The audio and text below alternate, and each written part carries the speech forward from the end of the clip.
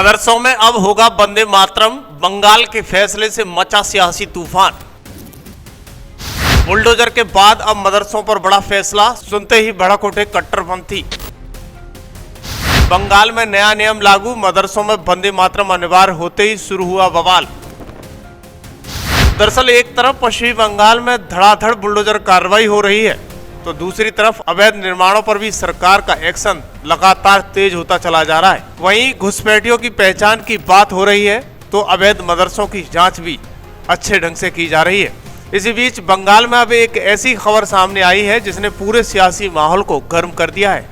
कहा जा रहा है कि अब मदरसों में सिर्फ धार्मिक शिक्षा नहीं, बल्कि वंदे मातरम भी अनिवार्य किया जाएगा। यानी प्रार्थना सभा से पहले छात्रों को वंदे मातरम गाना होगा। इस खबर के सामने आते ही राजनीति गर्मा गई है। विपक्ष ने आरोप लगाया है कि मदरसे को निशाना बनाया जा रहा है। कुछ मुस्लिम संगठनों ने भी सवाल उठाना शुरू कर दिया है, लेकिन दूसरी तरफ भाजपा और राष्ट्रवादी संगठनों का कहना है कि देश के हर शिक्षण संस्थान में राष्ट्रगीत का सम्मान होना चाहिए। दरअसल पूरा मामला पश्चिमी बंगाल के नेता प्रतिपक्ष शुभेंदु अधिकारी के बयान और मदरसा शिक्षा विभाग के आदेश को लेकर शुरू हुआ है। बताया गया है कि राज्य के मदरसों में अब प्रार्थना से पहले वंदे मातरम गाना अनिवार्य कर दिया गया है। इस फैसले से बंगाल की राजनीति में नई बहस छिड़ गई है, क्योंकि बंगाल पहले से ही कई मुद्दों को लेकर राजनीतिक संघर्ष का केंद्र बन चुका है। कहीं बुलडोजर कार्रवाई को लेकर विवाद किया जा रहा है, कहीं अवैध घुसपैठ का मुद्दा तेज किया हुआ है, कहीं मदरसों की जांच शुरू हो रही है और अब वंदे मातरम पर नई बहस शुरू हो चुकी है। बताया जा रहा है कि मदरसा शिक्षा निदेशालय की ओर से एक आदेश जारी किया गया है, जिसमें कहा गया है कि पहले की प्रार्थना संबंधी व्यवस्थाओं में बदलाव करते हुए अब कक्षाएं शुरू होने से पहले वंदे मातरम गाया जाएगा। ये आदेश सरकारी मदरसों, सहायता प्राप्त मदरसों और मान्यता प्राप्त संस्थानों पर लागू होने की बात कही जा रही है। आदेश की कॉपी जिलाधिकारी, शिक्षा अधिकारी और पश्चिम बंगाल के मदरसा बोर्ड सहित संबंधित विभागों को भेजे जाने की चर्चा तेज हो गई है। साथ ही इसे तत्काल प्रभाव से लागू करने की बात कही जा रही है। इसी बीच भाजपा के नेता शुभेंदु अधिकारी ने साफ संदेश दिया है कि बंगाल में अब नियम सबके लिए बराबर होंगे, कानून सबके लिए समान रूप से लागू होगा। जो सरकारी व्यवस्था का पालन या उल्लंघन करेगा उसका भी उसी तरीके से न्याय होगा। अब इस पूरे मुद्दे पर भाजपा सीधे राष्ट्रवाद से जोड़कर देख रही है। भाजपा समर्थकों का कहना है कि वंदे मातरम किसी धर्म के खिलाफ नहीं है, ये मातृभूमि के सम्मान का प्रतीक है, देशभक्ति का प्रतीक है।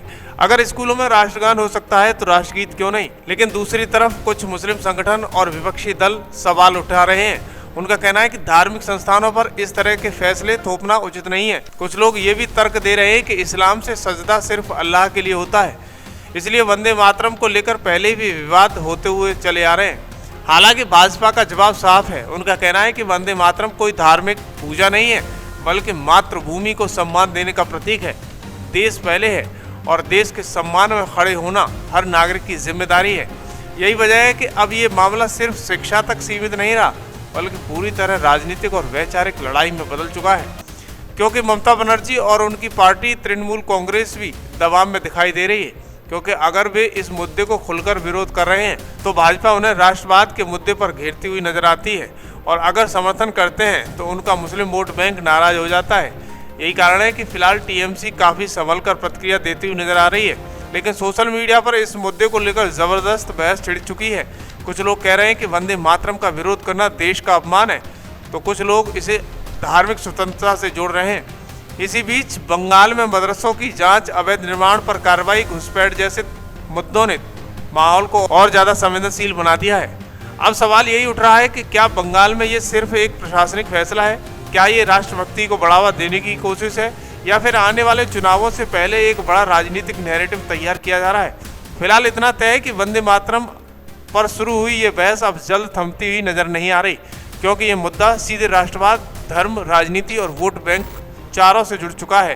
तो इस तरह के पूरे मामले पर आपकी क्या प्रतिक्रिया है? क्या सभी शिक्षण संस्थानों में वंदे मातरम होना चाहिए या धार्मिक संस्थानों को इससे अलग रखा जाना चाहिए? अपनी राय कमेंट में जरूर बताएं।